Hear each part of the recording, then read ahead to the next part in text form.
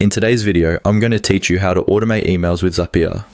Automating emails can save you a significant amount of time and ensure that your messages are sent exactly when they need to be, without you ever having to lift a finger. So, let's get started and set up your first automated email using Zapier. Begin by navigating to the Zapier platform, a user-friendly tool that connects your apps and automates workflows. Once you're logged into your account, you'll want to find the Create button on the dashboard. Clicking on this is your first step toward building what's known as a Zap. This Zap will essentially be the automation rule you're setting up today. Once you've clicked Create, you'll be directed to a new page where you can create a Zap. Here, choose the Trigger option. This is where you'll set the event that will start the whole automation process.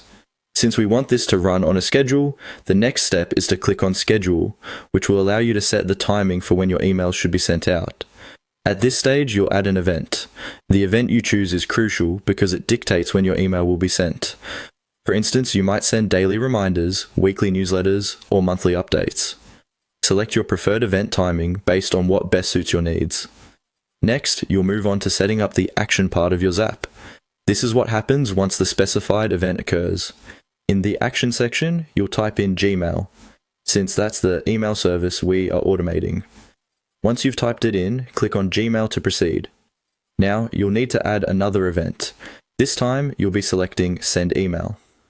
This tells the Zap to send an email from your Gmail account as soon as the scheduled trigger occurs. At this point, you'll need to sign into your Gmail account. Follow the prompts on the screen to authorize Zapier to access your Gmail. Don't worry, Zapier is a trusted platform and millions of users depend on their services for safe and efficient automation. Be sure to carefully follow these on-screen prompts and provide any required permissions, so Zapier can carry out the email sending process seamlessly on your behalf. After signing in, you'll typically have to specify the details of the email that Zapier will send for you. This includes the recipient's email address, subject line, and the content of the message. You can also customize these with dynamic fields that change based on input data, enhancing the functionality of your automated messages. And there you have it. Once you've filled out the necessary information, your Zap should be ready to go live. Review all the steps, turn it on, and watch as Zapier does the work for you, handling your email communications effortlessly. I hope you found this tutorial both helpful and insightful. If you have any questions, feel free to reach out in the comments below. Enjoy the efficiency and ease that comes with automating your emails.